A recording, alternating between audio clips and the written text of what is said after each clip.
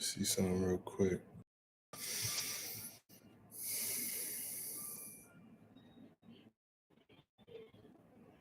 Yo, yo.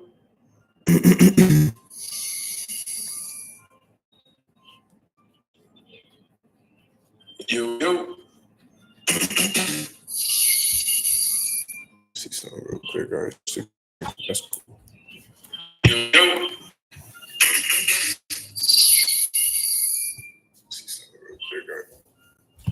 What's going on? What's going on?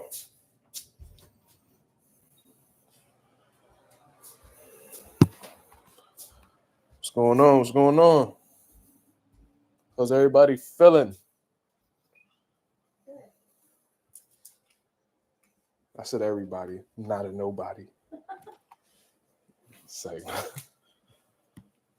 what's going on? What's going on? Talk to me. How y'all feeling? This is Marcus Rosa, aka Mazuma TV. Back at y'all with some more boxing talk. We got some things that we currently need to discuss that's going on in the boxing world. We're going to talk about the possibility of Chris Eubank retiring with his cryptic message on Instagram and what they may possibly mean. Is he hanging it up? Is he not? And then we're going to get into, the face-offs at the grand arrival. We're going to get that reaction. But before we get into that, man, let's hit the like button. Let's hit the like button. Let's get the algorithm on the up so the people know that Mazuma TV is live. We already got a few comments in the building, man.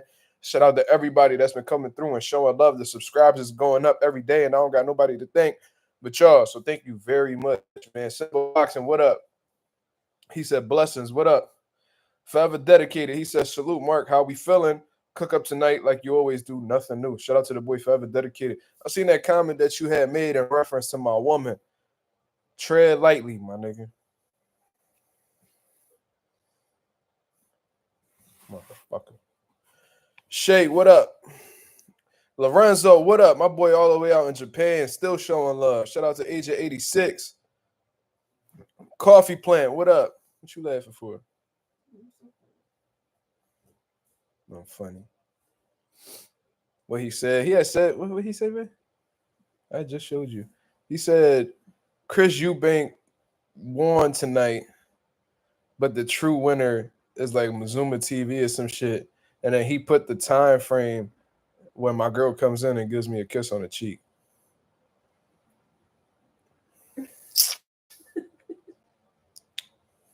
I don't know what that means. Is he watching? He commented, but I think he commented before I went live, so he probably pop up. But Forever Dedicated, you gonna forever be on a t-shirt if you mention my motherfucking girl name again, nigga. Promise you that. Saying I'm just fucking around. No, but they always be little niggas making little slick comments to my girl and shit. That ain't nothing new. Lorenzo said Ryan Garcia emoting like a thought. Emoting like a thought is hilarious. And Rolly got death on his mind. Yeah, Rolly really locked in. I think people really underestimating that, man. Now that doesn't necessarily mean that that's gonna turn it. That's gonna be like the sole indicator of like a win or whatever the case is. But you can see that there's some different approaches and mentality between both guys. I see Rolly Romero being serious, not saying much. He ain't really joking around too much. He got like little one-liners here and there. Obviously, when you seen the interview that me and him did, he was all about the jokes. But in terms of like him, being there for the fight or whatever the case is, bro, he's as serious as can be. You feel what I mean? Ryan Garcia, you could tell he had a little switch up in his approach as well, not really saying anything crazy or doing anything crazy, but it's kind of given like underestimation. You feel what I'm saying? Yasir Ali said thoughts on Mikey Garcia being inducted into the Hall of Fame. It's well deserved. Mikey Garcia is an international boxing Hall of Famer, like without a doubt. I could really care less what anybody say. You talking about a 4-division champion, beat quality names, beat multiple world champions, and look at the guys that he lost to. Like, Sandor Martin, he's still a top contender in the 140-pound division. And you could really make a case that he should be world champion right now, if we being honest. But regardless, listen, man, Mikey Garcia, 4-division world champion. He got Adrian Broner on his resume. He got Sergey Limpinets, Orlando Salido, Rocky Martinez, what was that? Juan Manuel Lopez. Did I say Orlando Salido? Whatever. Robert Easter Jr. Like he really Jesse Vargas. You know, I'd have named multiple world champions in that one. Like Mikey Garcia had an extremely underrated resume. When he was at 126 pounds, he was an absolute monster. Technically sound with with a lot of pop on his punches, and his power really translated all the way to 147. If we being honest, he didn't have that same devastating knockout power at 47 that he did like at 26 and 30 and 35, but he was still putting big ass welterweights down like Jesse Vargas, and Jesse Vargas is a multi-time world champion. You know what I mean? Almost got Tim Bradley up out of there. You feel what I'm saying? And Tim Bradley only lost to one man in his whole career. So Mikey Garcia is the man. He's my favorite fighters of all time. Man, I really hope, sometime soon I'm able to meet him, just like how I met Bam Rodriguez and, Tito Trinidad and shit like that. You feel what I'm saying? He actually beat Adrian Broner too. And he beat Adrian Broner, like he dominated, bro. Dominated. And Mikey done been, I don't think he had any business fighting a prime Earl Spence.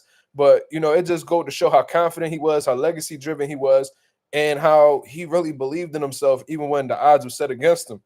You feel what I'm saying? I think Mikey Garcia's downfall was that he never really liked boxing. You feel me? I just think that he was good at it. He understood what it took to be good at it because he was surrounded by, his brother who was a former world champion in his own right. So he put the work in. He understood that it could, put his family in some great situations. So he just went through it. But Mikey Garcia was never too enthusiastic about the sport of boxing. And by the time he had gotten to Sandor Martin, I'm giving Sandor Martin all the credit in the world because only him and Earl Spence defeated Mikey Garcia, which is crazy to think about.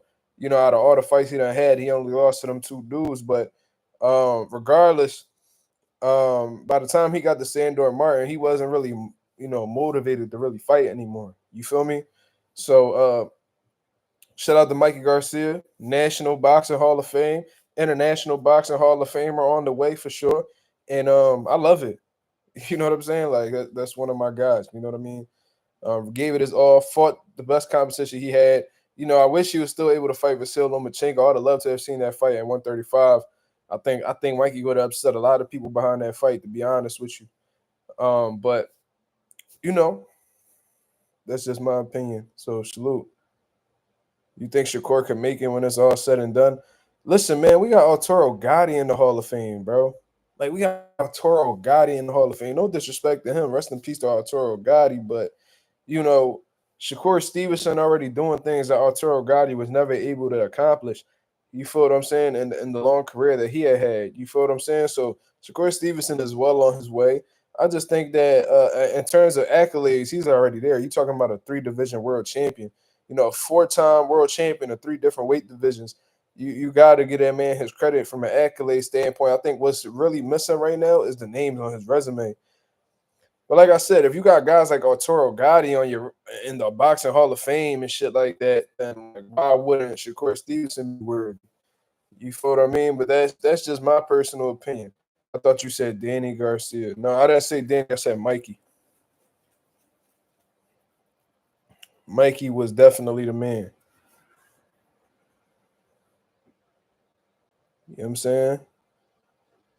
Definitely hit the like. Shout out to Southwest Dice in the motherfucking building.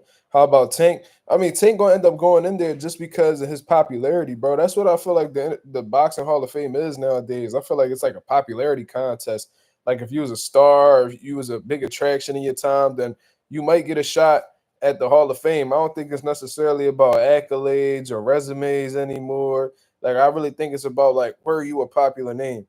And look, like Tank, he hasn't done anything extraordinary. He's never proven, regardless of what anybody says, show me a weight class that Gervonta Davis was in that he proved to be the best in.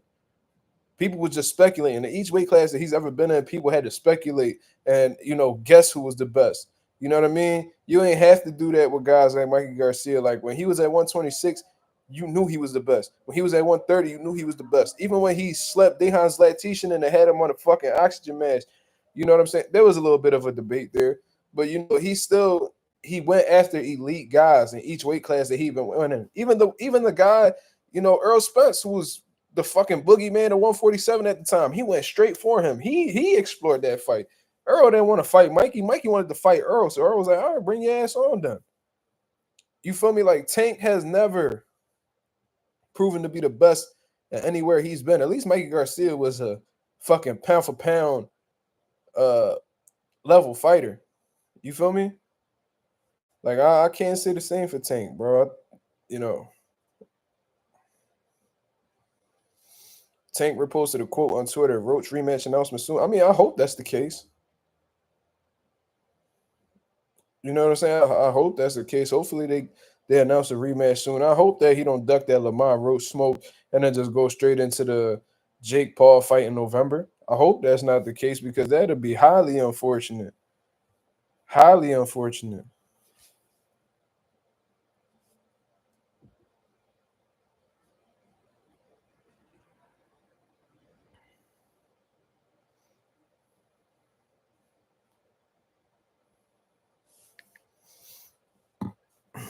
Bro, it ain't no if, it's when.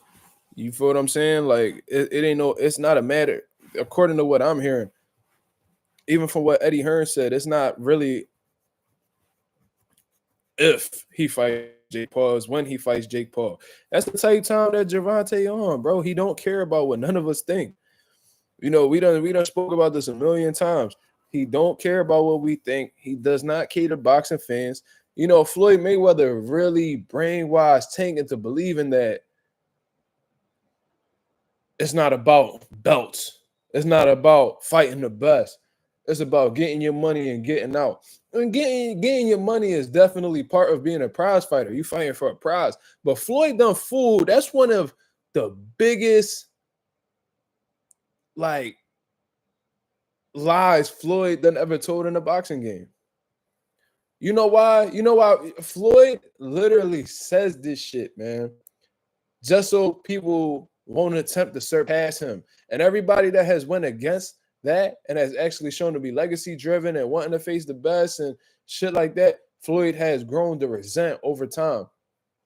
You want to know how I know Floyd a fraud?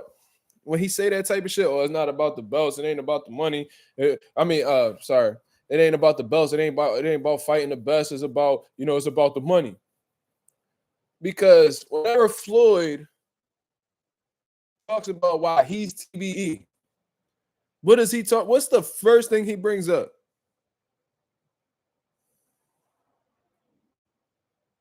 How many world champions he beat?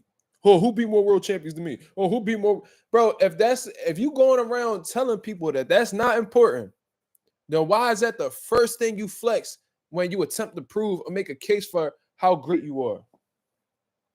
Why is that the first thing you talk about if it's not that big of a deal? Bro, he be lying, bro. He literally brainwashes the younger generation. So they won't get the idea to, face the best competition and beat the best competition, because the last thing Floyd want to do is admit that somebody's greater than him or they've accomplished something that he hasn't accomplished. That was a hard pill to swallow for him when Devin Haney became undisputed. You know what I mean? And he tried to devalue Devin Haney going to the studio like, I've been unified, in two different weight divisions at the same time. Why would I have all four belts and get this much when I could just have two belts and make this much? So now he's trying to make it about the money. But whenever he talks about how great he is, he talks about how many world champions he beat, how many weight classes he got world titles in and all. Bro, stop, bro. If that's the case, if it's just about money, just talk about your gates and your pay-per-views, bro. Don't talk about who you beat. If you genuinely feel that way, you feel me? But when you got the type of star power and influence that Floyd Mayweather has, it's easy to manipulate dummies like Tank. I feel as though, for sure, I feel as though it's easy to manipulate stupid little niggas like Gervonta Davis. You feel me? It's real easy.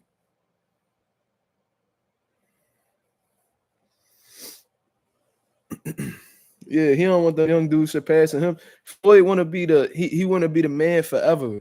His ego won't allow him to want to place anybody above him or somebody that's considered the next TBE. He just want to be mentioned as the greatest forever. You know what I mean? He don't want nobody to get close to his throne, and that's just what it is.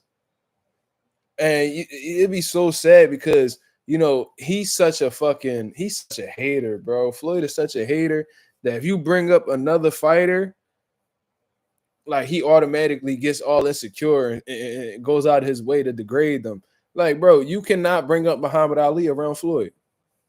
You ever seen that? You ever see how Floyd would be chilling? That when you bring up Ali, like his whole face change and shit. Like, bro, what's your problem with Ali, bro? You done accomplished a lot more than Ali. You feel what I'm saying? You done made a lot more money than Ali. Like, what? Why do you feel so intimidated by Ali? Why do you hate that the people love Muhammad Ali? You just want them to love you. Oh, he lost to somebody who has 7 fights. Like, nigga, shut up. Shut up. So what? All right, he lost to somebody with 7 fights. But the people still love him more than you. And you hate to know that reality. Ali could have lost 20 times and they would have loved him more than you. They still could be calling him one of the greatest. And you hate that. Yeah, he always bringing up the Ken Norton fight. Like, bro, you're corny, bro. He's a fucking cornball. You don't need to downgrade somebody to raise yourself up. That takes and real niggas understand that shit. Like, there's room for all of us to eat in this shit, bro. I'm telling you. Like, on YouTube alone, you know, if you got 20 boxing channels, ain't no need for one of the 20 to hate on the 19 and shit, bro. There's a market for all of us to grow.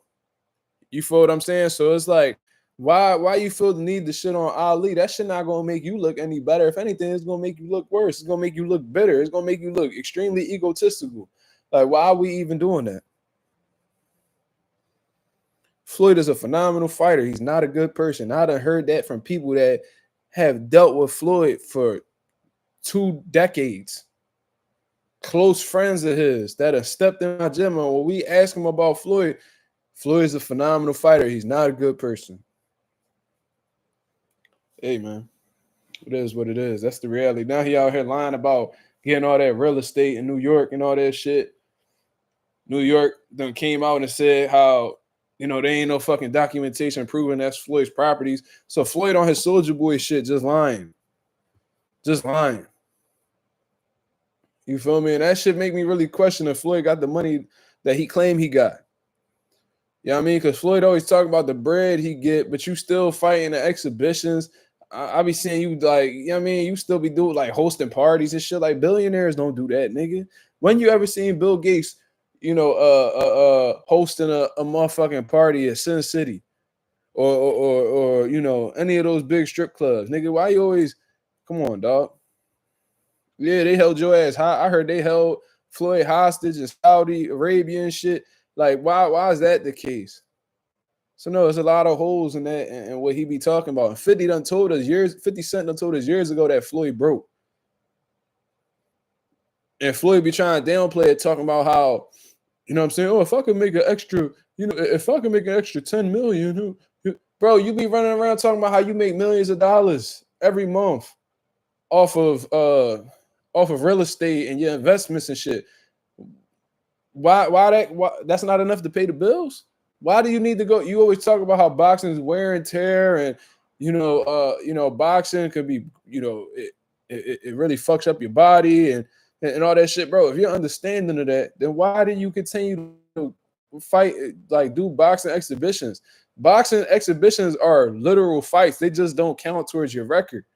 So why take that chance if boxing is so dangerous how you claim to be? You gotta do that because that's the only way that you can really get the people to cut you a check. Like Floyd, what the fuck can Floyd do outside of boxing and make money? Like, let's be real. Besides be, be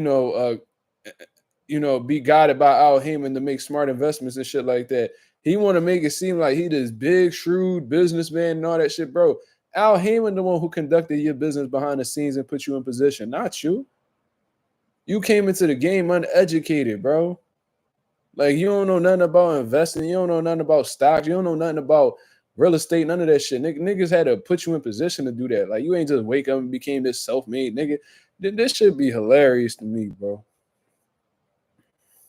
Remember Floyd taking pictures of AJ? Yeah, he was hating. He was low-key salty that that the bitches was more worried about AJ than him. And like the people, that's why Floyd be feeling the way and shit, because You know what I mean? He could have all the money in the world. He could have an undefeated record and all that. And they still don't fuck with you like that. Yeah, like Floyd about to be 50, still flexing. I got like, 30 cars and, like always all this shit with Floyd, bro.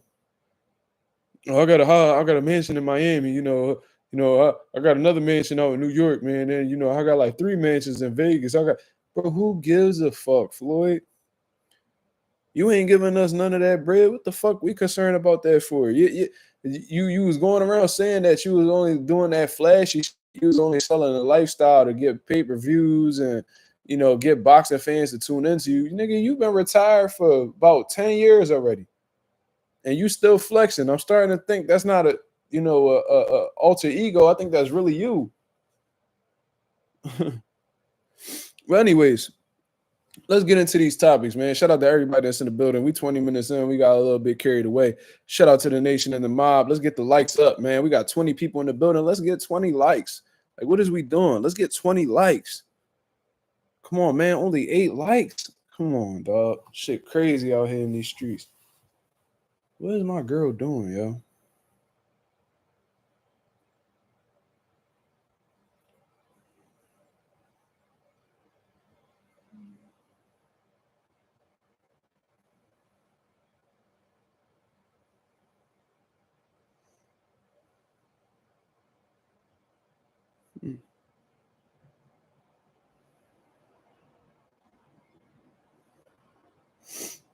But the rich act broke. Hey, man. I personally think Floyd got screwed out of a lot of money. I don't even think he necessarily got screwed. I never heard of Al Heyman fucking over fighters or nothing like that. I've actually heard the opposite, that he's extremely generous. I think that Floyd Mayweather has very bad spending habits. You feel what I'm saying? And I think he the type of dude that, wants to maintain living this type of lifestyle, because this is the reality of the situation. No matter how much money you make, when you retire from the sport of boxing, that money not going to be coming in how it used to at one point in time. Like, yeah, he gambled too. Floyd is a big gambler.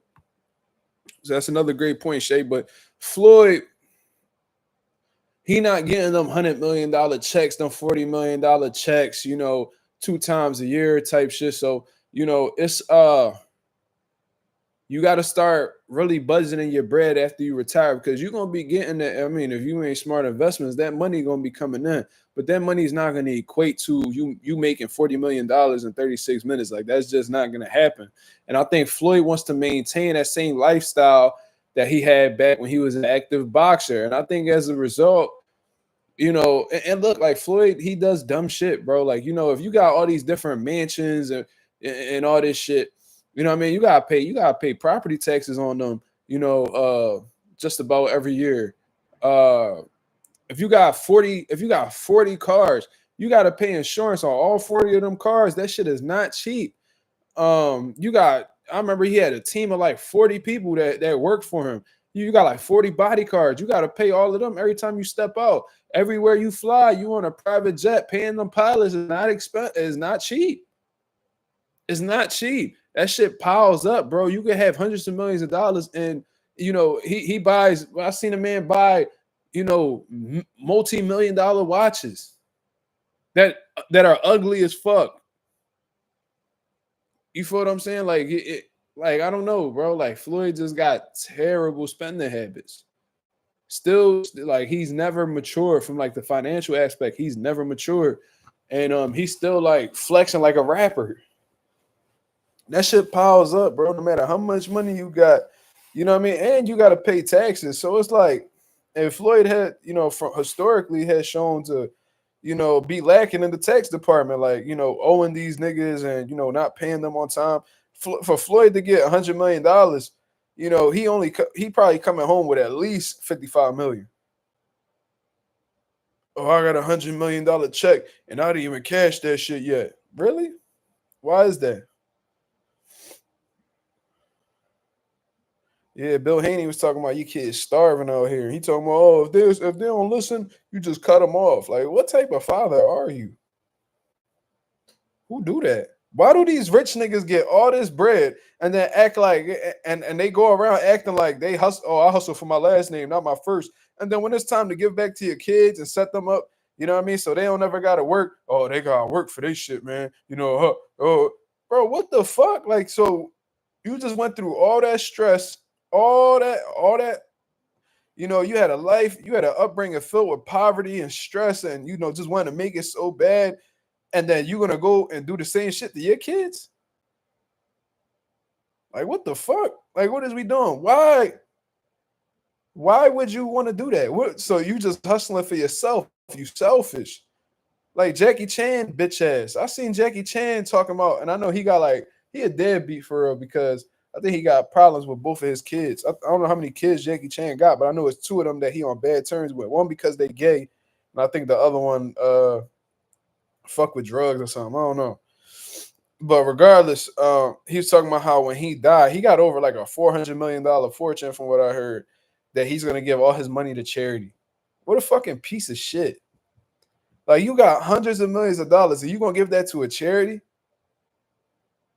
Like, and you gonna have your kids just out here suffering?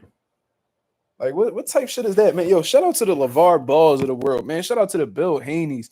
Shout out to them niggas that really stand on business when they come to their kids and embrace fatherhood, because a lot of these niggas, bro, they suckers, bro. And I ain't realized how many suckers was out here until I had a kid. That shit really opened my mind up. Like, damn, these niggas, like, a lot of niggas really abandon their kids. Like, they don't look after their kids. Like, I'm gonna tell y'all something, bro. If I die today, my son will be a wealthy man. Like, if I just fucking walk outside and get hit by a bus, whatever the fuck the case is, whatever, my son will be a rich man. You feel me? Like, one of my biggest fears is not being there for my son or not having anything set up for my son. I set up a situation where, and I'm not gonna say how much it is, because niggas be watching this shit.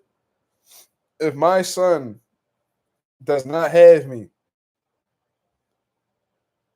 he will break.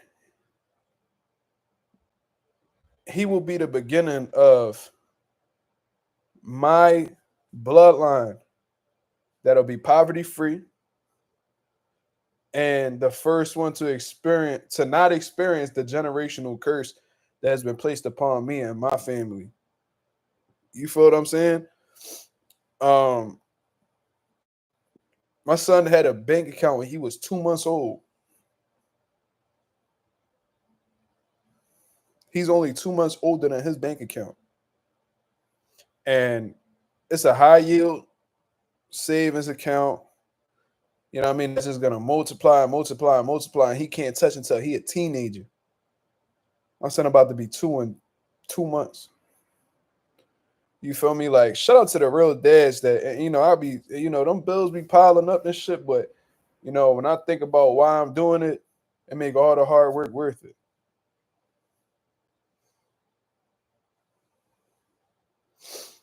Shay said, not gonna lie, I'm gonna help my kids, but I need my kid to be a man. Don't just give him anything. I understand that. Like, if you want him to develop some character and shit like that, that's cool. You know what I'm saying? But there's a difference between, letting your son hand go and, just having them, figure things out, and just completely cutting them off. Floyd just said that shit like it was so cool. Like, oh, if your kids don't listen to you, then you just cut them off. Like, nigga, what? Who do that? Like, I don't understand that, bro. Like, you cutting your kids off. Like niggas is suckers, bro. I'm telling you. Like, there's no way, bro. The only way I cut my son off is if I'm no longer here on this planet. Nigga, I'll be dead before I be a deadbeat. I will be a dead nigga before I be a deadbeat. Nigga, I will be in a coffin before I be a deadbeat. Like I don't be under. I would never understand that mentality, bro. Like my whole life revolves around my son. I don't give a fuck about. There's a lot of things I give a fuck about, but don't nothing come before my son. I will walk away from anything and anybody over my son. I be hearing these dumbass debates like, oh, would you, my wife comes first. My wife comes first, before my kids, because when my kids grow up, they're gonna go and start their own family. And nigga, y'all bitch ass niggas got abandonment issues, bro. What the fuck is y'all talking about?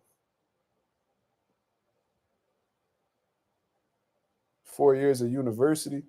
I ain't gonna yeah, I'm not gonna force my son to go to college if that's not what he uh feels like his purpose is. Why we gonna have him get a bachelor's degree and put him in debt, and he probably not even gonna use that degree any fucking way. I know people that done got bachelor's degrees and they fucking doing residential cleaning. Never use their degree. So they tens of thousands of dollars in debt, probably close to six figures in debt, and they can't even use that degree. So I'm gonna tell my son, oh, you want to get some of this generational wealth? Well, you gotta get a bachelor's degree. The nigga get a bachelor's degree and now he not even using it. So what the fuck did he just go through them 4 years of college for? Everybody's situation is different. College is one of the biggest scams that has been placed on the people. Point blank, period. Now, if you want to be a doctor, dentist, veterinarian, whatever the case is, then you have to do that. You have to go through them. You got to go through them classes and get them degrees in order to put yourself in position. But let's say my son wants to be a fucking wireman. Let's say he wants to be a chef. Let's say he wants to be a whatever, a mechanic.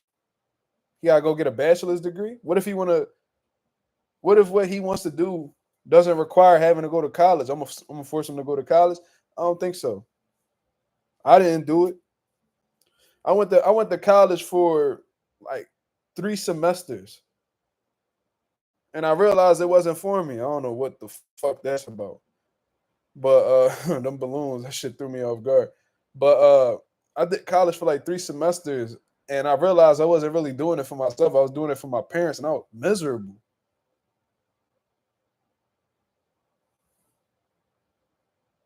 Like, you know how many people out here is bartenders and shit, and they got master's degrees? Like, what the fuck is that? G-Bo, what up?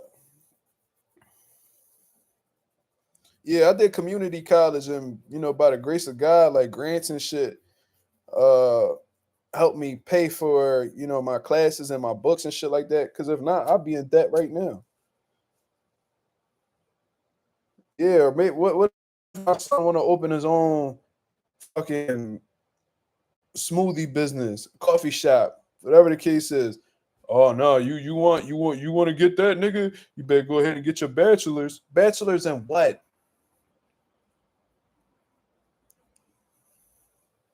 Well, all of the tools that we got at our fucking at our fingertips, bro. Why the fuck we got to go to college for?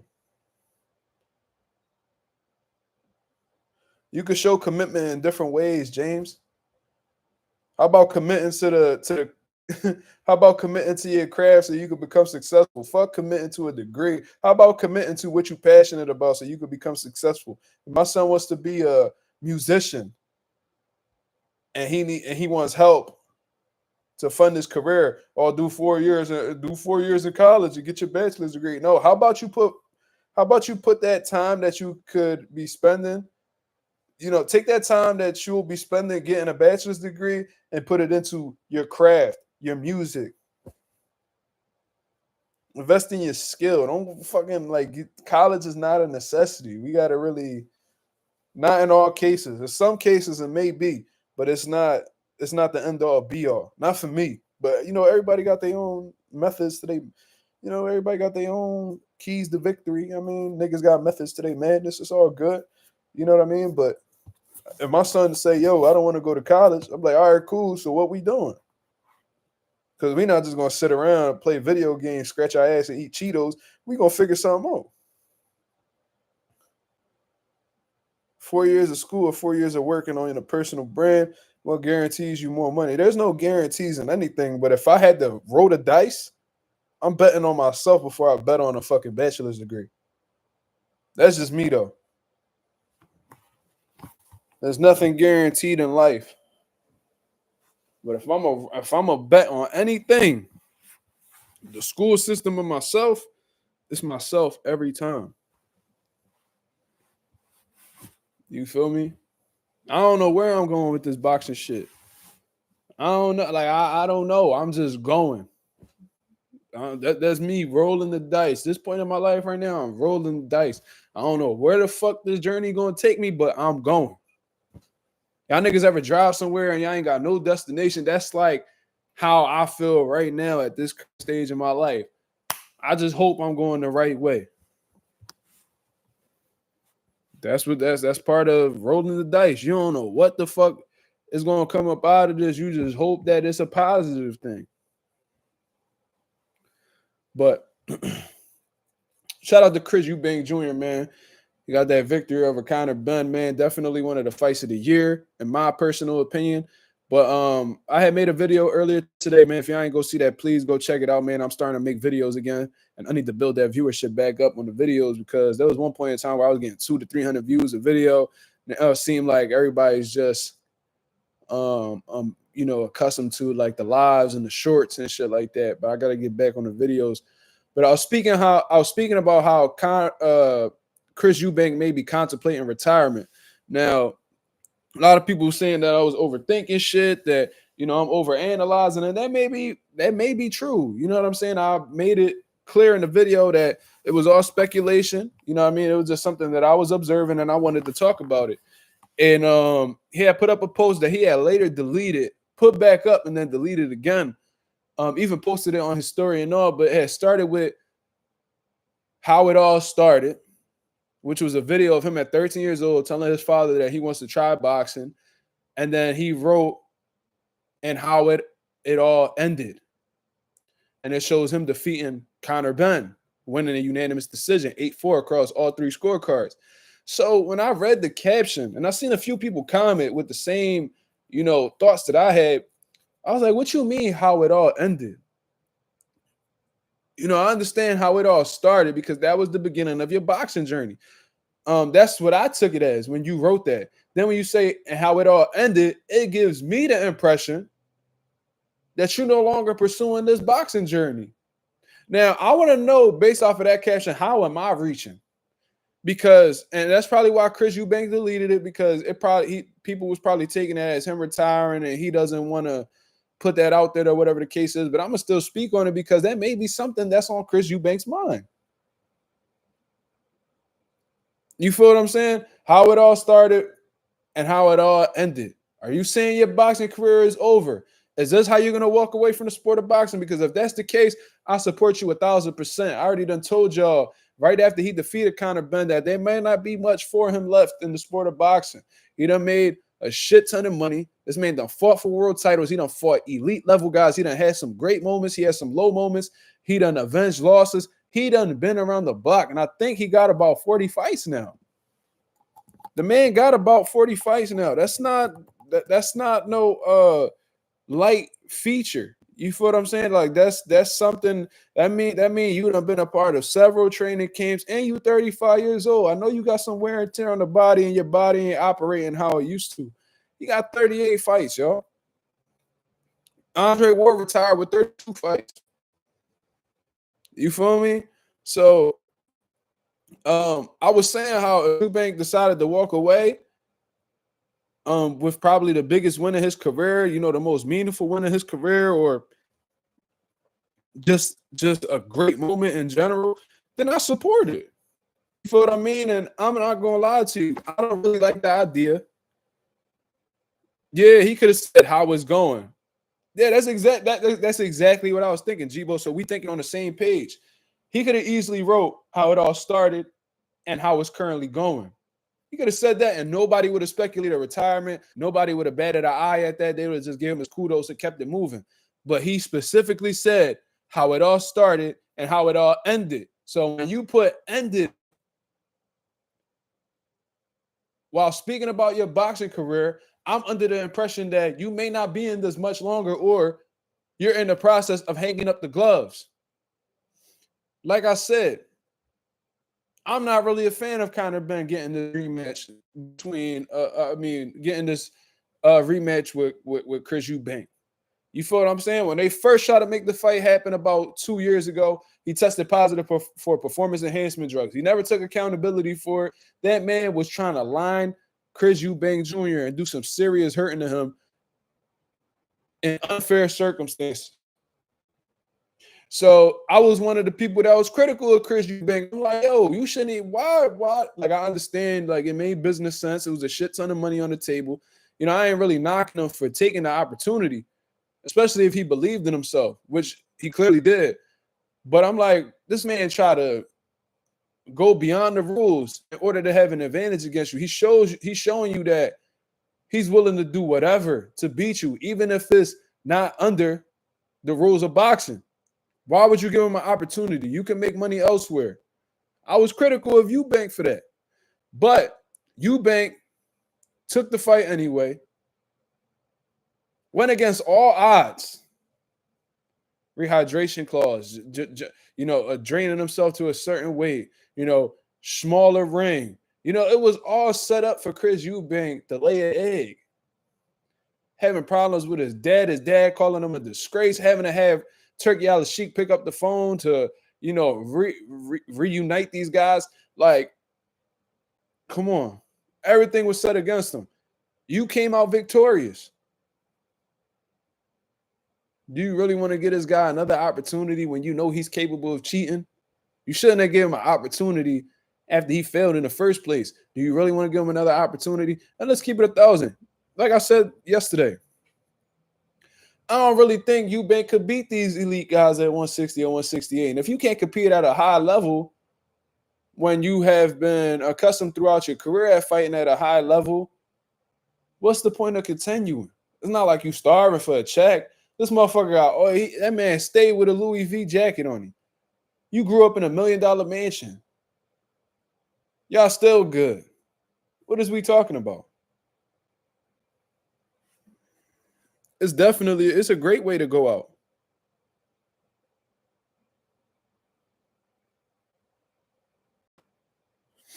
James said it will take time, but you will get there. It takes years for a YouTube channel to grow.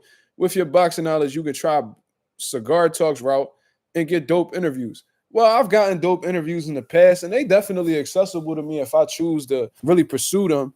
Like, I already done had Bomac on the channel, Breadman. I just had Rolly on the channel a week or two ago. Like, I could get them. You feel what I'm saying? It's not really my forte. You feel what I mean? When I had made this YouTube channel, my intention was for people to come on the channel to listen to me. You feel what I'm saying? To have conversations with me. I feel like a lot of these platforms, they're solely reliant on interviews in order to maintain relevancy. You feel what I'm saying? I want to be the type dude that I could do an interview. I could do an insightful interview just like anybody else, but then come on here on some solo shit and still get people to interact with me and tune in with me. There's not many guys, and I'm not saying I ain't disrespecting nobody else's platform. Everybody doing their thing. They all eating, so salute. But what I'm saying is a lot of these niggas ain't really got no pull when they just talking boxing by themselves. I done seen channels with 200K subscribers, 100K subscribers be on here talk boxing on their own, and they only got like 40 people in the building. I get that shit like this, and I don't even got 3K yet. I done had 80 people in here, 70 people in here. You know what I'm saying? So it's like, what is we really talking about?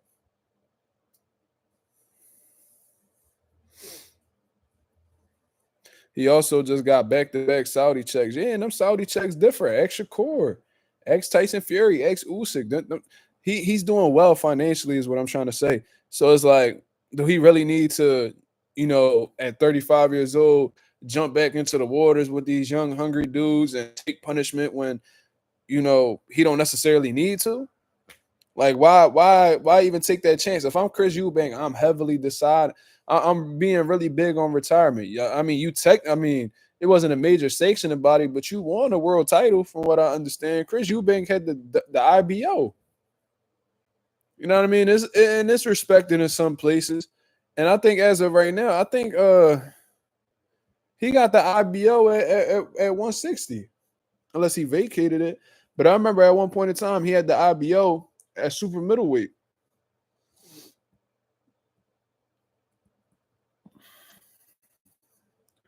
I remember when he slept Yildirim. Y'all remember that shit? I think he put Yildirim to sleep. And he was just like staring at everybody and shit. Like he done had some great moments in the sport of boxing, bro. And I'm not, and you know, because Eubank obviously he's not his father. You know, he didn't accomplish what his father accomplished, but he held his own. And I won't ever look at him as like silver spoon kid that, you know, was just he just had his way. No, he benefited off of his father's last name. It definitely got him in some rooms that probably would have took him longer to get into if he got into them at all. But you know, he still went the hard route.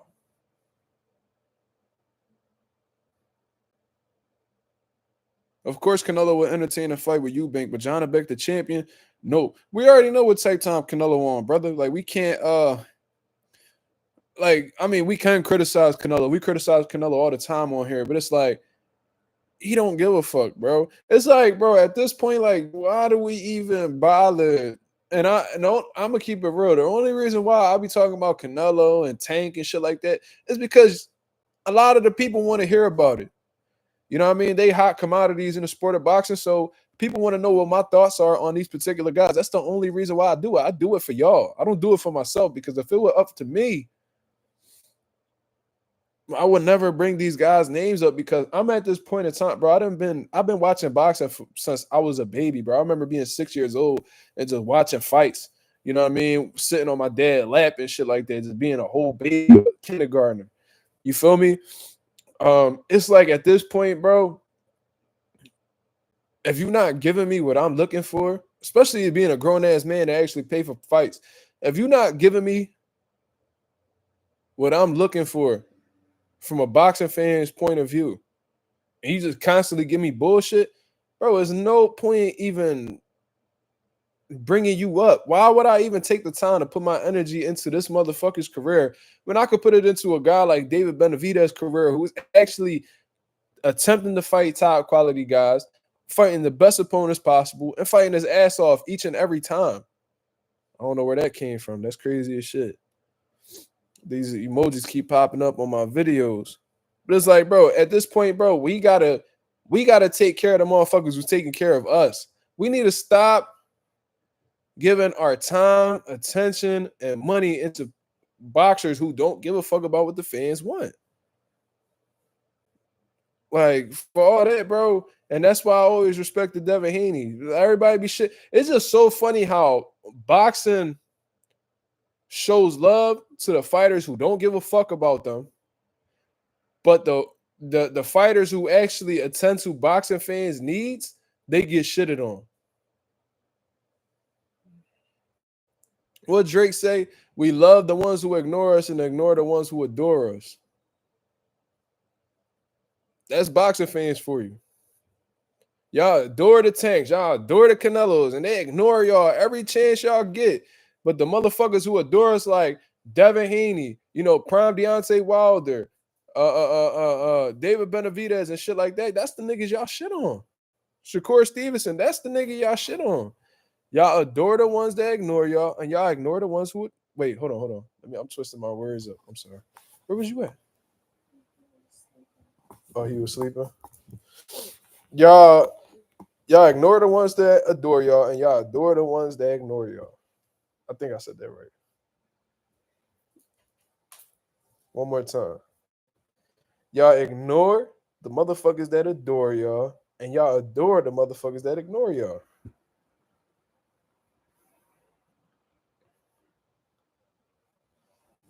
And you know, boxing fans so used to the bullshit, like they still accustomed to the bullshit that they think that that's how shit's supposed to be. I even hear other boxers like kissing Canelo ass. Listen, man, Canelo's at the point in his career where he could just do whatever he want. Why do y'all just be so cool with being given bullshit? No, check this out. So imagine you at Little Caesars, right? You at Little Caesars, and you ask for a plain pizza with some wings, right? That's what you ask for. You willing to put your money up to get that fucking order. You're not getting it for free. You willing to pay for it. And they be like, nah, we're going to give you some breadsticks and a mushroom pizza. I don't eat mushrooms, nigga. I don't want no breadsticks. Give me my fucking plain pizza and my fucking wings. Nah, take it or leave it. All right, fuck y'all niggas then. Then I'm going to just go somewhere else. Boxing fans nowadays, they be like, well, mushroom pizza, it's all right. I wanted wings, but I'll take the breadsticks. They just settle for anything. And that's exactly why boxing fans are the most disrespected people out of every fan that's in different sports. Soccer fans, football fans, American football fans, hockey fans, fucking basketball fans, whatever. They get more respect and are catered to much better than boxing fans are. Even MMA fans to this day, they still get great fucking fights. Even with Conor McGregor not being in the picture and shit like that, they still get great fights. They still get their needs satisfied. You feel me? Not boxing fans though. We just settle for bullshit. Oh, you want to give me bullshit? It's okay, man. Canelo can do whatever he wants. Like what? Y'all cool with that? Like y'all, like I don't know, bro. It's like y'all motherfuckers got real, like y'all standards are very low.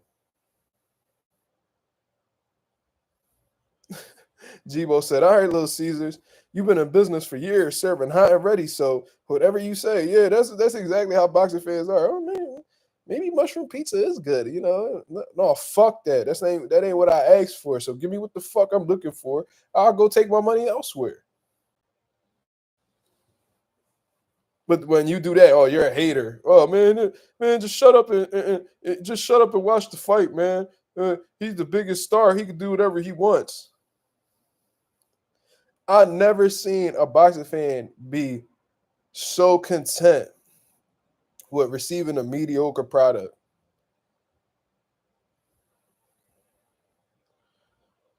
Be Positive 99 said Lennox Lewis is the greatest ever heavyweight boxer and the most ducked. He was definitely avoided. And he definitely has a case for being one of the greatest heavyweights of all time. I break it down into eras, to be honest with you. Like, when I look at the all-time greatest boxers, I think you got to mention Joe Louis. I think you got to mention Muhammad Ali. I think you got to mention Lennox. I think you got to mention, and I always say this, Larry Holmes is one of the greatest heavyweight champions to ever grace the sport of boxing. Evander Holyfield, George Foreman. There's a lot of great champions, man. Lennox Lewis is amongst a god-tier company, for sure. Lennox Lewis is my favorite heavyweight of all time, but, there's a lot of – he's definitely, like, top 5 in my opinion. I got him like, number 3, to be honest with you. Ngannou versus Wilder next. I don't care to see that fight, brother. And from what I understand, man, Ngannou just – got into a horrible accident, man. He got some personal shit going on in his life. I really feel for Ngannou because, I mean, obviously I don't know him personally, but he always comes across as like a calm, self-centered, down-to-earth type of dude. You feel what I mean? And he just can't catch a break. You feel what I'm saying? He lost a kid of his. I can't imagine his pain, bro. I can't imagine his pain. And from what I heard, I think he just got into a car accident that resulted in a casualty. So, very, very unfortunate situation. And I hope that, and I heard Francis Ngannou did whatever he could to make the best out of that situation and, give them the care that they needed. But unfortunately, they didn't make it. So, prayers out to Ngannou. hopefully he's able to bounce back from that because, tragedies back to back like that could really do something to the mental. You feel what I'm saying? So salute to him. Big up the Rasta man, Lennox Lewis. What Chris Eubank Sr. be saying? Rastafari. Shout out to my Jamaicans out there.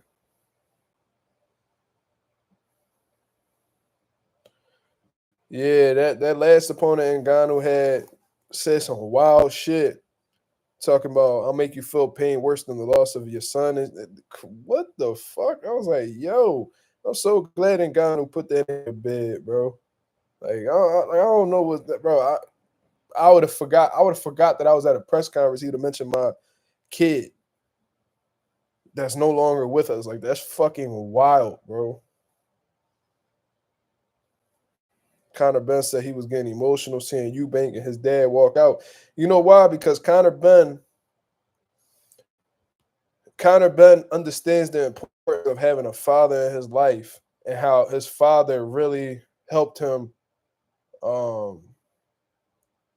discover his passion. And he understands that the support that he received from his father ultimately helped mold the man that he is today. And I think that he was really serious about, I think he had serious empathy for Eubank Jr.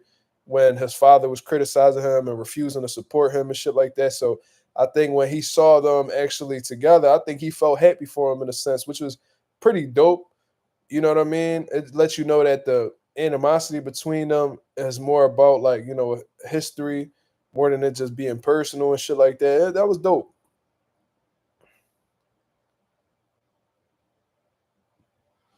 Thoughts on Dana White promoting boxing?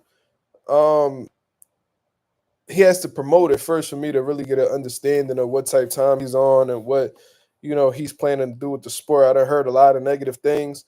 I heard them trying to overthrow the Ali Act and shit like that. You know what I mean? Just going completely against transparency between promoters, networks, and boxers. You feel what I mean? I do feel like boxers do deserve a seat at the table, especially if they're the ones who's main eventing and responsible for the revenue being generated at these events. Dana White, guaranteed pay. I think what he's trying to do, I think that he's trying to limit fighters in terms of knowledge that they'll receive like on events and shit like that and just minimize they pay, like he does over, at the UFC. But it's not going to work. You know what I mean? That's not going to work. Boxers are well aware of what they're worth. They're more business minded now than they've ever been. And I think a lot of people will boycott that if they feel like they're getting marginalized as fighters, marginalized as businessmen. You feel me?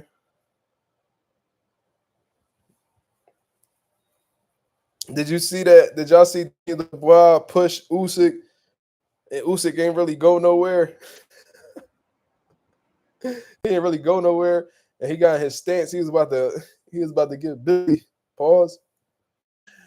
And then I seen that Usyk was telling the security guard we could do a free for all type shit. Like you grab 6 of your niggas, I grab 6 of mine, and we could fight on some street shit. I was like, damn, Usyk locked in today. I was like, damn, he on timing. Shit. So it looks like there's a little bit of tension between the guys. The Dubois just want smoke, bro. The Dubois just want smoke. Did you see Nick Blackwell visited Eubank after the weigh-ins? Made a grown man shed a tear. Yeah, I did see that. I thought that was pretty dope, man. It just go to show you that there is heart in boxing. Like there's people that actually, boxers actually care for other boxers' well-being, and that it's not really personal. I was showing my girl earlier, Chris Eubank Sr. crying after meeting one of his previous rivals because after the fight with Eubank Sr., the dude developed brain damage. You feel what I'm saying? Like really bad. Then I showed her the Nigel Benn one with Gerald McClellan, where Gerald McClellan met up with Nigel Benn and Nigel Benn was crying and shit like that. Like, these boxers, they don't want to take nobody's life away, man. Most of them. They don't want to take nobody's life away. They want to leave the ring, healthy and able to go home to their families. And unfortunately, how the way the sport's set up, as dangerous as it is, a lot of people don't, there's people that don't make it home to their families. And if they do, they don't come back the same. You feel me? Prime Mike Tyson versus Prime Lennox Lewis. Who wins? I think Lennox Lewis defeats Mike Tyson. I think Lennox Lewis was too crafty. I think he was too great of a boxer. I think that jab, his understanding of range, his overall intelligence, I think he would have neutralized Mike and schooled him. I think Mike, even in his prime, could have been outboxed. He was a lot more ferocious. He was faster, good combinations and shit like that. But Mike had flaws defensively. There was ways to, neutralize, that peekaboo style. And I think Lennox Lewis had the exact style necessary to neutralize it. You know what I'm saying? So I think Lennox would have still beat him. Though I think Anthony Joshua is overrated. I definitely think that he had a Conor Ben-like route in terms of, taking a safe route and stuff like that. When he got his first world title, they knew that Charles Martin was easy work. You know what I mean? He had actually, I think Charles Martin was actually losing the fight against Glasgow or whatever his name was. He had gotten injured and ended up grabbing the IBF belt. Eddie Hearn saw that as an easy lick. I think Charles Martin lost his belt like 3 months into having it. It was like one of the shortest title reigns in fucking heavyweight boxing history. You feel me? And then since then, they avoided styles that they perceived to be dangerous, like Deontay Wilder, Luis Ortiz, and shit like that. So I think he was solid. He beat a washed Vladimir Klitschko, in my opinion, an inactive Vladimir Klitschko. He beat a Povetkin, historical drug cheat. He beat Joseph Parker, who I think is much better now than what he was before. He revenged the loss against Andy Ruiz, but Andy Ruiz just got caught up in the lights. You feel what I'm saying? Didn't really know how to handle the fame. Because Andy Ruiz was a nobody. Then he became somebody overnight and completely lost sight of what made him popular in the first place, which is boxing, discipline.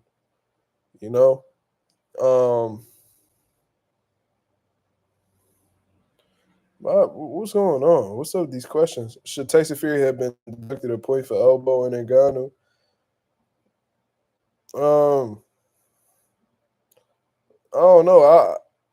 I guess he would have received a warning considering he only did it once. I think a warning would have been fair. But if he was elbowing consistently, yeah, they should have took a point. I don't really believe in taking points off of somebody off, first attempt unless it's just like extremely malicious, like body slamming somebody or, shit like that. Throwing somebody out the ring or whatever the case is.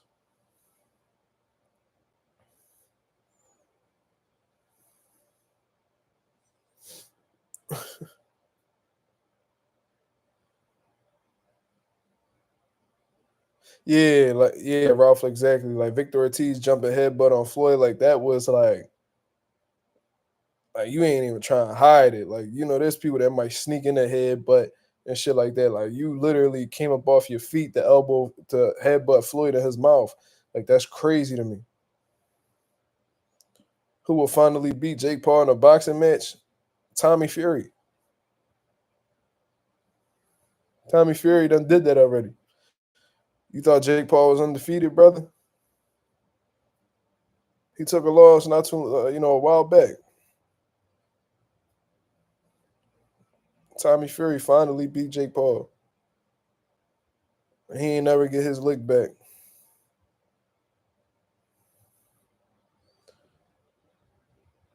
Yo, Kofi, what you talking about on right? What happened?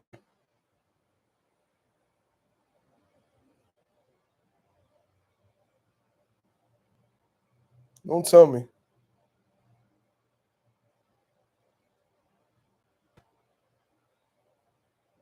What you mean I was right, Coffee? What you talking about?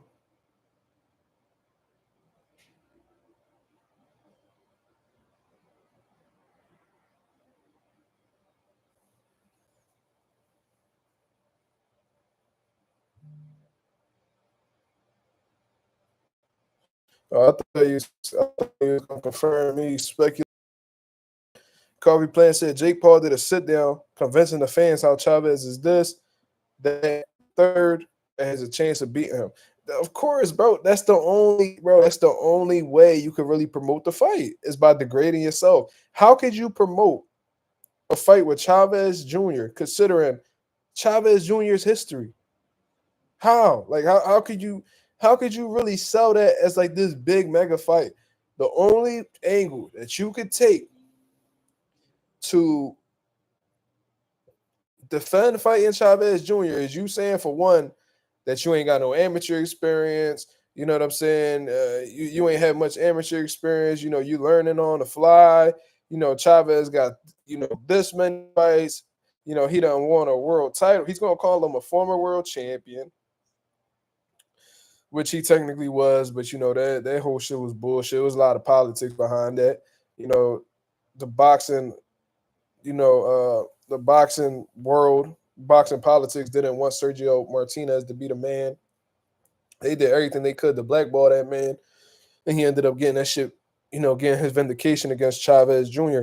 But he gonna say how Chavez Jr. was a former world champion. They're gonna say how he said some straight bullshit. Canelo barely beat Chavez Jr. Like what? Name a round Chavez Jr. won, you goofy ass nigga. What is you talking about? But that's bro, all Jake Paul be doing is rinsing and repeating, rinsing and repeating, rinsing and repeating. They eat out of his hands every time. Every time. And if you actually opened your mind up and seen the play and took the time to analyze the play, you would know he finessing you. You would know he finessing you, bro. Like when I saw him trying to really justify how, Mike Tyson is still dangerous and he's still Iron Mike, and he looks dangerous and he looks like he's turning back the clock. I said, yo, this a hustle right here, bro.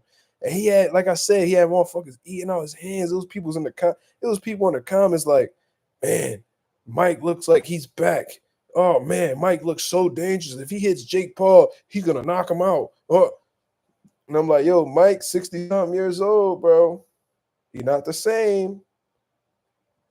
Like, I was heavily critical of that fight. I spoke out as much as I could on it, just hoping that Texas didn't make it a pro bout. And that's exactly what they did. Because money talks. But he had all these people tuned in. That shit was on Netflix. Everybody and their mom got Netflix. It's just, Jake Paul is a very, very intelligent businessman. And he understands marketing down to the science. And I ain't gonna lie, that shit that shit's kind of impressive, bro. To keep selling the same bullshit product, to sell the same bullshit product over and over and over again, and you selling them bitches out every time you get them back in stock, you gotta applaud them. You gotta applaud them. He said Jake is brilliant, low-hanging fruit award. They was gassing Mike up off them 10-second pad work clips. That's what I'm saying. Like Mike, pad work for the most part is choreographed.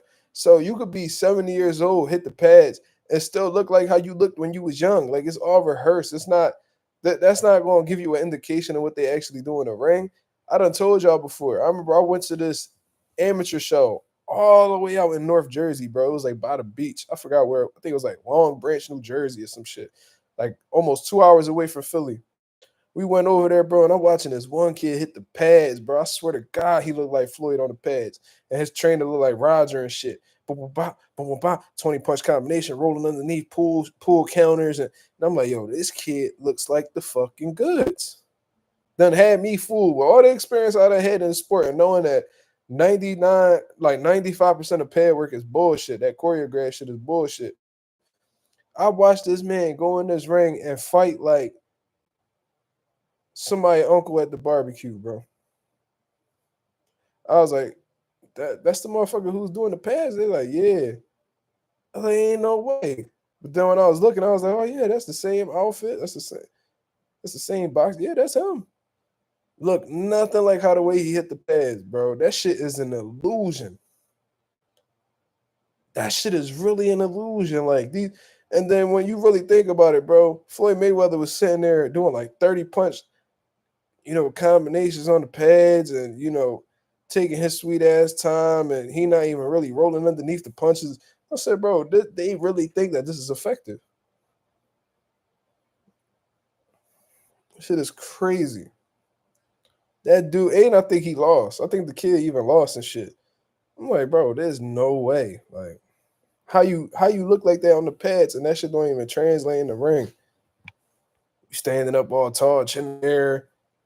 I'm watching him do the pad work. He doing shit. He rolling his shoulder. He stepping around. I'm like, damn, he creating angles and all. I'm like, yo, this little nigga sharp. I'm going there and look shitty as hell. Bad John. But what was y'all thoughts on the grand arrival, man?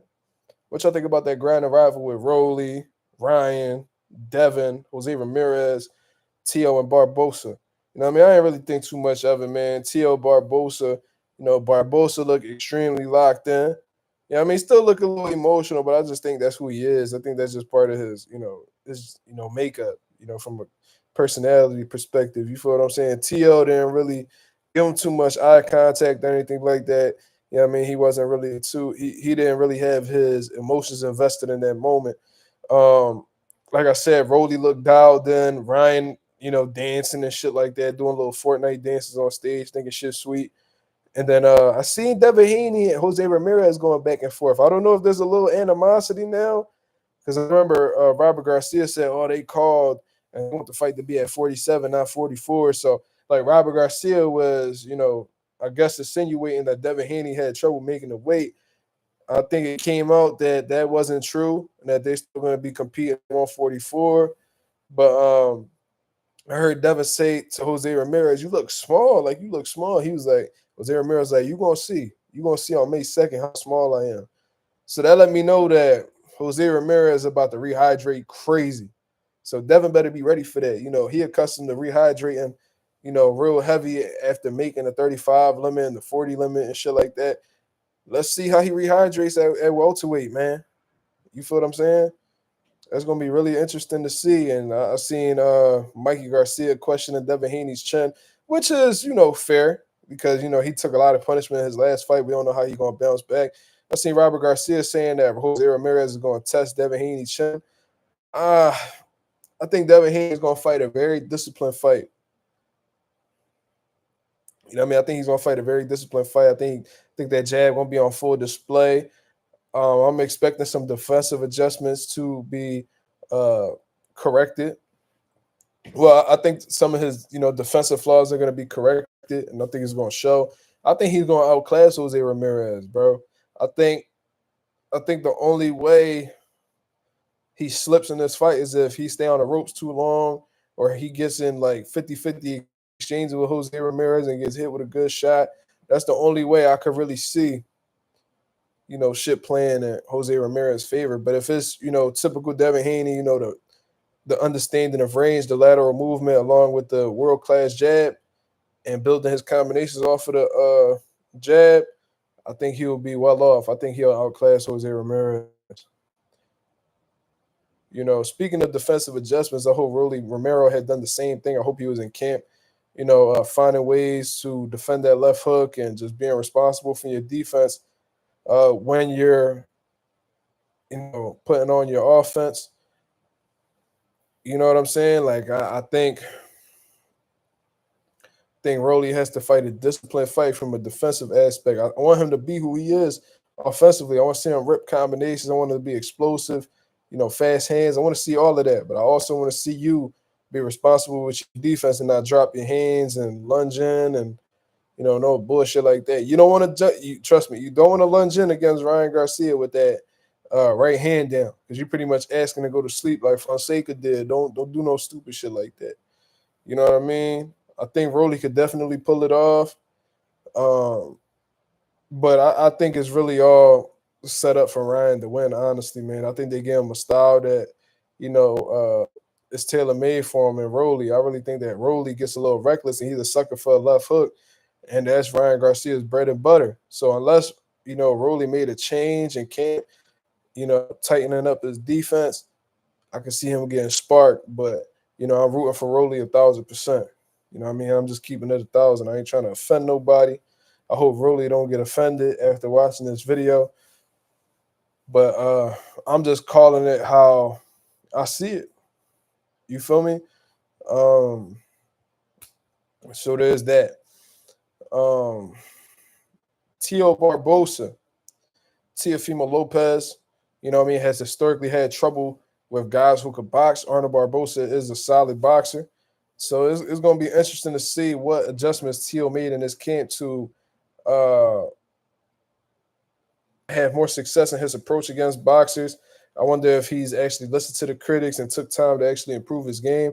We going to see. But Arnold Barbosa ain't no joke, bro.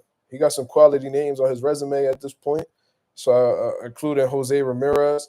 So I'm looking forward to seeing Barbosa get his opportunity because, he done did everything he could to get himself, in line for a world title shot, and he finally did. So we're going to see exactly what he's made of. You feel me?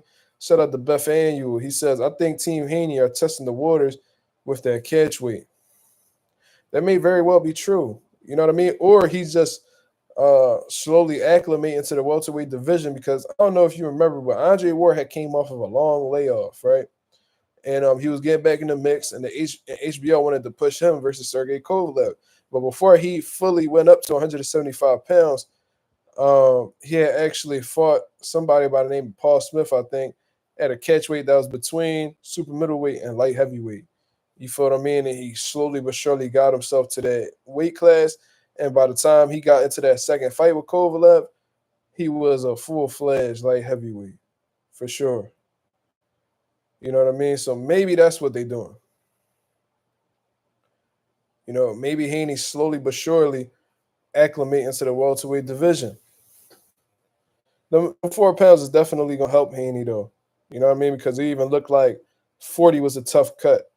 I think he stayed this with Devin Haney. I think he stayed at lightweight so long that I think he outgrew both weight classes. To be honest with you, I think that he stood at 35 so long that his body grew past 35 and 40.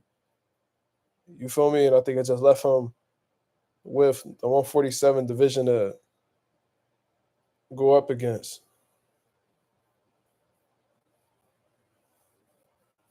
He thought he was going to secure Javante. Yeah, he was waiting around hoping to get that Tank fight, but he ended up getting the Loma one instead. The media is not even asking Ryan Garcia about the PED. Maybe they're not allowed to. Maybe they're just not allowed to, or they might get kicked out, or credentials taken away. You know what I mean? That's the thing that a lot of people don't really understand. Before I do an interview, I always ask the person, is there anything you don't want me to ask you about? And if they have like publicists or whatever the case is, they'll reach out to you prior to the interview and be like, yeah, just to let you know, I would rather not have you bring up this or have them ask questions or have them answer questions about this or that. You feel what I mean? So I think that these guys that's interviewing Ryan, they're already told beforehand not to bring up the PED situation. That's what I think.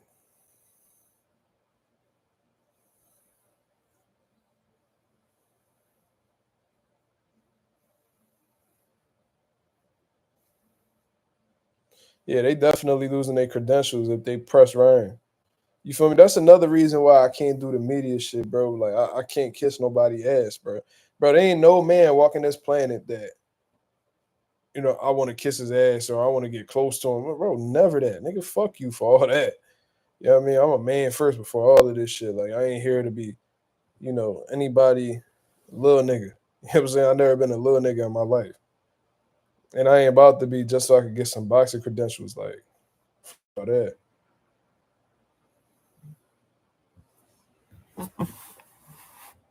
What's this?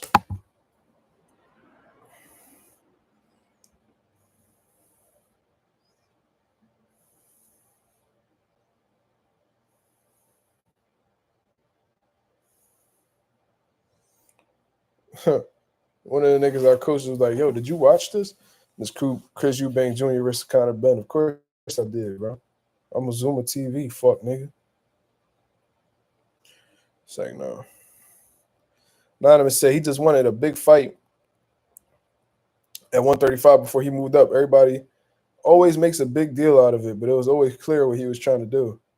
Yeah, bro. But you know, don't nobody want to give Devin credit for real. Give him his flowers for, you know, actually trying to fight top tier competition. You feel me? This is how the way the cookie crumble in the sport of boxing, unfortunately. Yeah. Ralph said, you remember the Tank versus Roach post-fight press conference? They was asking Tank questions as if he won the fight. Yeah, bro, like these media outlets, bro, they're professional, like, meat eaters, bro. Like, I'm trying to tell y'all, like, y'all remember that dude that was winning all them hot dog competitions? What was his name? I don't even know. White dude just smoking everybody with the glizzy eating contest. That's what they do whenever Tank or whoever they perceive as popular, like Ryan or Canelo. You know, that's what they do, bro. These niggas is glizzy gobblers, cuz. Like they be in a meat eating fest. They want big motherfuckers up, cuz they don't wanna you know. They all take turns eating cock meat sandwiches, and then they want to debate who ate it better, or who had the better cock meat sandwich. That's what they be doing, bro. The media, these media outlets, bro. I feel like the only nigga that be really holding it down and asking like legit questions be like Champ Side and shit. Radio Raccoon, get him the fuck up out of here. Get Showbiz, the fag up out of here. You feel what I mean? Marcos Villegas, I ain't like how uh, he be pretty neutral and objective for the most part, but I ain't like how he was going around calling T.O. undisputed, trying to discredit Devin. So fuck Marcos Villegas. Ellie Sekbeck is a 40-year-old virgin. You know what I mean? Nigga ain't never had a wet wee wee in his life. He's a fucking loser. And who else? I don't know. Yeah, Joey Chestnut. That it'd be a bunch of Joey Chestnuts in the building. You feel what I'm saying? Show Coon, yeah. Showbiz. Yeah. Ellie Sekbeck. I be wanting to slap fire out him, bro. Like he don't even hide that like he's a hater, bro. Do y'all remember when he was disrespecting Tyson Fury for years and then he want to go up to Tyson Fury and ask him questions? Like the audacity of your arrogant virgin uh looking ass. You feel me? Like you be on the road so much. I be wondering if your wife happy with you. She probably be getting her shit blown out while you over here trying to interview Robert Garcia and shit. You be taking them hour plus type trips all the way down Bubblefuck just to get an interview, and you be he don't even be getting views all like that. Cause Ellie's a weirdo, bro. I seen him in Philly one time. Like he don't be no bro. How you been in boxing so long and you don't know nothing about it? Bro, he been interviewing. He been interviewing David Benavidez since he was like 12 years old. He done been around that long. Benavidez pushing 30. You done been around that long. You still don't know shit. How you be around the sport so long? You don't know shit. Like shout out to Jamil Parker, YSM. This man ain't been around as long as Ellie, but he knows so much more than him. Like, cause he be in these gyms and he be soaking up game. Ellie, that should be one ear out the other. He's an idiot. Yeah, he was all mad because Fury didn't want to answer no questions and kicked him out. You deserve that because as a media, as a journalist, whatever the hell you want to call yourself, you need to have a level of objectivity. Yeah, I seen Ellie in Philly before, bro. Little nigga, ugly as hell. Ellie, Ellie in real life looked like that nigga off the handicap chips. You remember that nigga with that big ass nose? He got the hat. Hold on, that's how Ellie look in real life. Let me see if I can share this shit. Y'all remember them hot fries? He look like that nigga that be on the hot fries and shit. He got the hat over his face. He got the big ass nose. Oh shit! Hold up.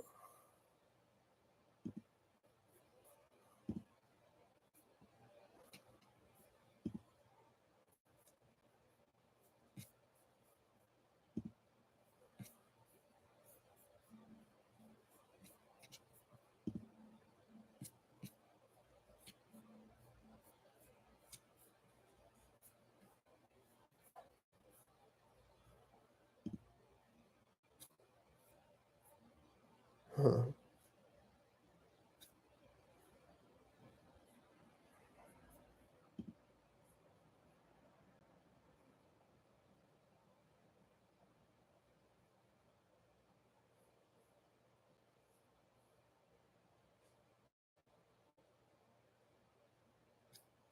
Wait, y'all can see me? Hold on. Can y'all see me?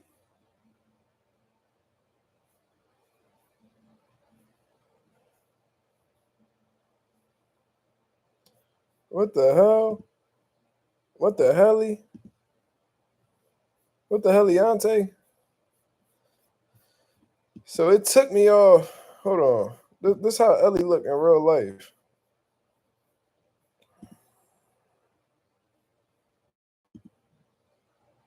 Y'all remember that shit?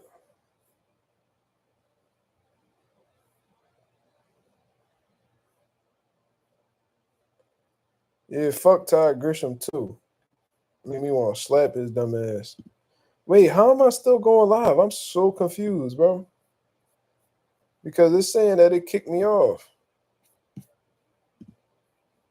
Oh, all right. Yeah, see, I don't know what happened. All right, we good. I guess it just opened up. Yeah, this how Ellie look in real life, though. Look at this shit. Check this shit out. Dead ass. That nigga look like Andy Cat without the hat. This nigga right here.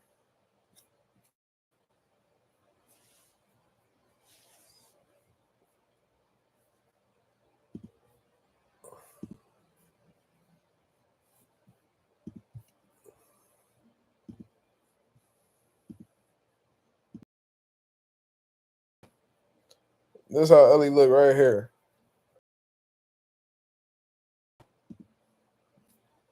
I'll be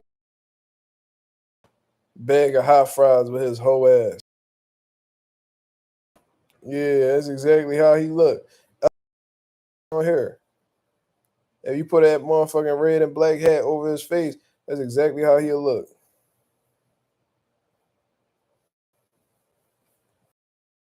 You feel me?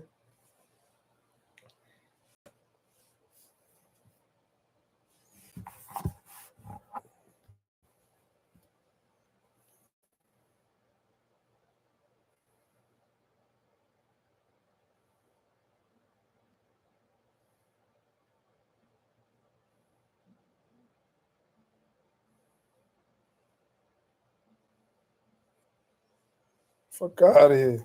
I'm trying to tell you, he's a fucking goofy, bro.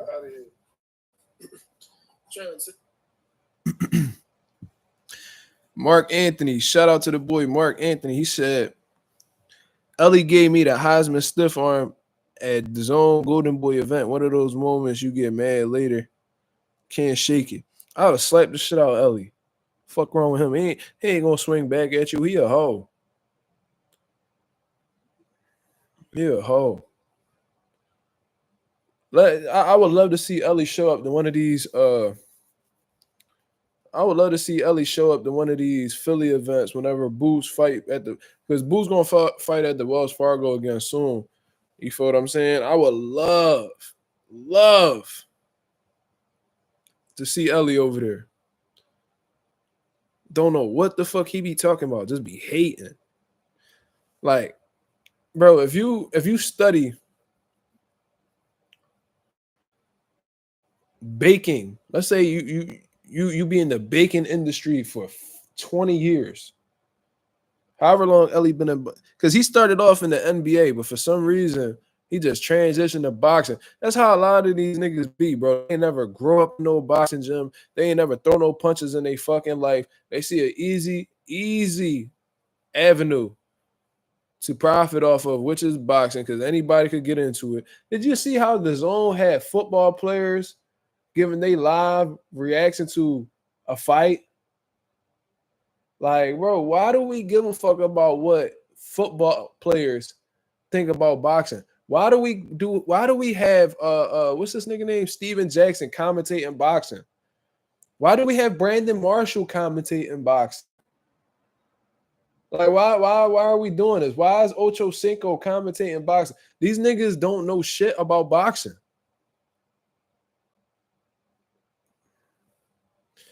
I forgot what event Ellie was at though. I remember it was a the Zone John, because Eddie Hearn came to Philly a few times. I think it was the John where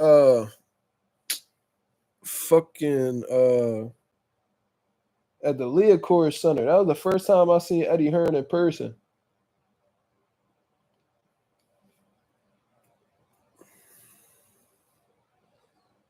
They be covering up how fat Eddie Hearn is too. When I seen him, that nigga had a big ass belly. Tall as shit though.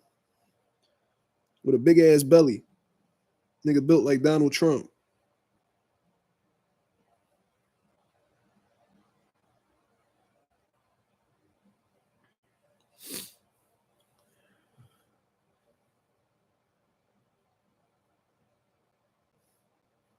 I said, yo, Ellie, can you get an interview? Can I get an interview? He did smiled at me and didn't acknowledge me on purpose. When the fuck has Ellie ever done an interview? What, Mark, you on some real shit, Mark? You literally wasted your time because Ellie Seckback don't know shit about boxing. So what you gonna interview him about? You gonna ask him what his favorite colors is? Like, what you gonna ask him? Like, what color is the sky? Like, what you going to? The nigga don't know nothing about boxing, bro. He not gonna tell you nothing that you, Mark. You study the game, cuz you actually be around fighters and shit. What's he gonna tell you that you don't know? Really think about that. What he gonna tell you about? I was just confused on how he was interviewing like Shaq and Kobe and all these different dudes, bro. He was all in these dudes' presence, like him and Shaq used to go back and forth on like your mama jokes and all that. Like they was cool. Then all of a sudden he joined boxing. Why? They probably kicked your goofy ass out the NBA because you was out here bugging the fuck out. Or you probably was hating in the NBA and they got rid of your stupid ass.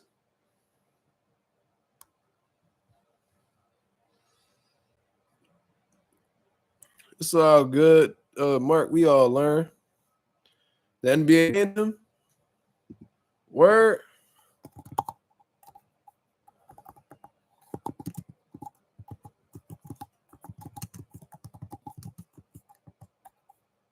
I wouldn't doubt it.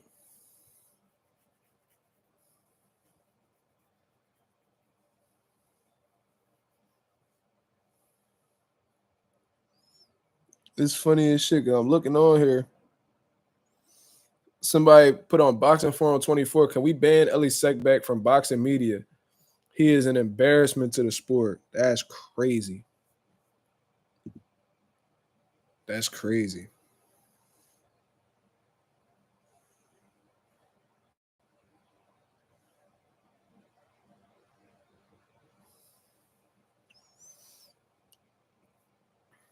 He said, "No, I'm playing." That'd be funny as shit. They really banned him though. It would make sense though. He's a fucking hater, bro. And he don't like. I don't know what he consider himself. Is he? I know he don't consider himself a like. I guess he consider himself a boxing reporter. I don't know.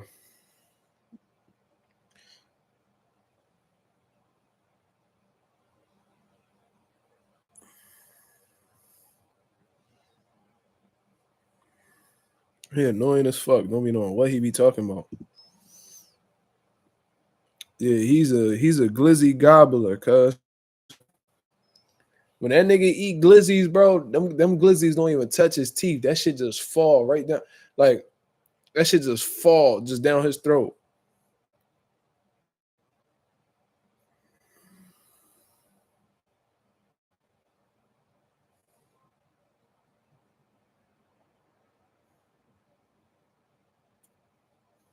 Yeah, that nigga eat corn the long way. Shout out to Slime. But all right, y'all, I'm gonna get up out of here, man. I appreciate everybody that came through and showed love to the channel, man. We got 20 people in the building. If we could hit the likes on the way out, that'd be very much appreciated, man. We on the road to 3K. We well into the 2,800 mark. About to hit that 2,900 mark in due time, and I don't have anybody to thank but y'all for the consistent love and support. You feel what I mean? We be back at y'all with another live tomorrow, 10:30 Eastern Standard Time. Y'all have a blessed, beautiful one, man. I'm up out of here. Peace.